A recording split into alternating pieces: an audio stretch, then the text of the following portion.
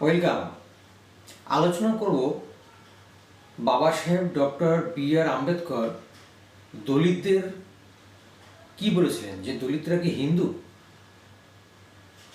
দলিতরা আদৌ হিন্দু কিনা এই প্রশ্নটা বাবা সাহেবের কাছে ছিল অত্যন্ত একটা গভীর বিষয়।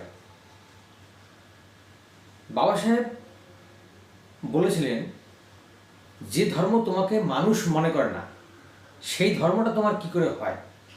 অর্থাৎ বাবা সাহেবের যুক্তি ছিল স্পষ্ট যে হিন্দু ধর্ম দলিতদের মানুষ মনে করে না, তাহলে সেই ধর্মটা কি করে হয় তাদের। এটা বাবা সাহেব এই প্রশ্নটা তুলেছিলেন এবং সারা জীবন তিনি এই কথাটা তুলেছিলেন। তাহলে বাবা সাহেব স্পষ্ট করে বললেন দলিতরা হিন্দু নয়। এখন আমরা দেখব কেন, এই প্রশ্নের যুক্তিটা কি, হিন্দু ধর্মের ভিতটা কি, মানে বেস ভিত্তিপ্রস্তরটা কি। সেটা হলো কি বর্ণ ব্যবস্থা। বাবা সাহেব দেখালেন যে বর্ণ ব্যবস্থার মধ্যে দলিতরা কোনটার মধ্যেই পড়ে না। কেননা দলিতরা অস্পৃশ্য, অবর্ণ, এরা বর্ণের মধ্যেই পড়ছে না, কারণ এরা অস্পৃশ্য, এদেরকে ছোঁয়া যায় না। তখন সমাজ ব্যবস্থায় এরকম একটা সময় ছিল যখন দলিতদের অস্পৃশ্য, মানে বর্ণ ব্যবস্থার চারটে বর্ণের মধ্যে ব্রাহ্মণ, ক্ষত্রিয়, বৈশ্য, শূদ্র, এই চারটি বর্ণ ছিল, কিন্তু এর বাইরে দলিতরা পড়ে। অর্থাৎ তাদের ছোঁয়া জল খাওয়া যাবে না, কারণ বাবা সাহেব নিজে নির্যাতিত হয়েছিলেন। আমি আগের ভিডিওতেও এটা আলোচনা করেছি যে তিনি ছোটোবেলায় যখন পড়াশোনা করতেন তার খাতা ছুতো না টিচাররা, তার জল তৃষ্ণা পেলেও জল দেওয়া হতো না, কারণ সে অস্পৃশ্য। তো এই একটা শ্রেণী, দলিত শ্রেণীটাকে অস্পৃশ্য ভাবা হতো। তাহলে এরা কোনো বর্ণের মধ্যেই পড়ে না। তাহলে বাবা সাহেব বললেন, যে ধর্মের সামাজিক কাঠামোতেই তোমার অস্তিত্ব নেই সেই ধর্মের অনুসারী তুমি কি করে হবে। তিনি আরও বললেন যে যে ধর্ম দলিতদের মন্দিরে ঢুকতে দেয় না, দলিতরা মন্দিরে ঢোকার অধিকার পেত না তখন। এখনও এই ব্যবস্থাটা আছে গ্রামগঞ্জে, কিছু কিছু গ্রামে এখনও আছে এই ব্যবস্থাটা। তাহলে মন্দিরে ঢুকতে দেয় না, এক কুয়া থেকে জল খেতে পারে না, তাহলে সেই ধর্মটা, যে ধর্মটা তোমাকে মানুষ মনে করে না, যে ধর্মের সামাজিক কাঠামোতেই তুমি নেই, তাকে তুমি কি করে অনুসরণ করবে। এটাই ছিল বাবা সাহেবের কথা, এটাই বাবা সাহেবের প্রশ্ন ছিল। বাবা সাহেব এখানেই থামলেন না। বাবা সাহেব একটা মুক্তির রাস্তাও তিনি দেখালেন।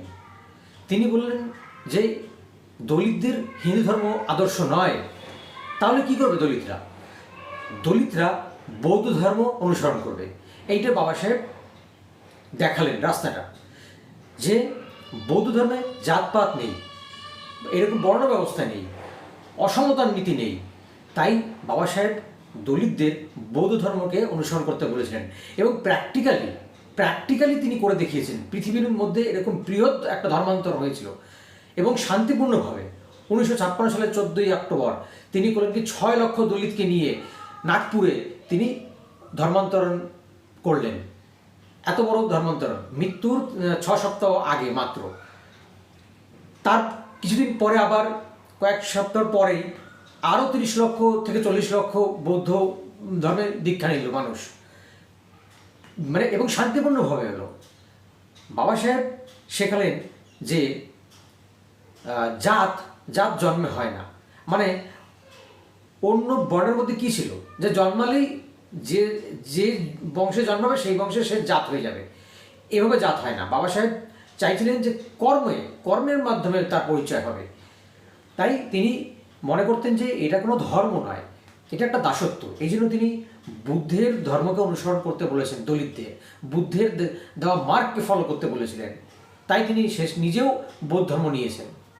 জয় ভীম, নমো বুদ্ধায়।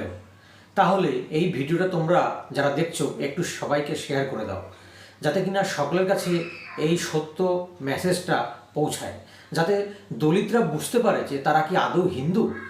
বাবা সাহেব যেখানে দেখালেন, এত বড় শিক্ষিত ব্যক্তি, এত বড় জ্ঞানী পণ্ডিত ব্যক্তি, ভারতের সংবিধানের রচয়িতা, মানে তিনি এত বড় জ্ঞানী হয়ে তিনি যেখানে বলছেন যে দলিতরা হিন্দু নয়, সেই জন্য বলছি যে ভিডিওটা একটু সকলের কাছে শেয়ার করে দাও, যাতে সমস্ত দলিতরা মানে তাদের ঘুম ভাঙে, যাতে তারা বুঝতে পারে যে তারা হিন্দু হিন্দু করে যে চিল্লায়, তারা হিন্দু হিন্দু করে যে অনুসরণ করছে যে ধর্মটাকে, আদৌ কি সেই ধর্ম তাদের মান্যতা দেয়?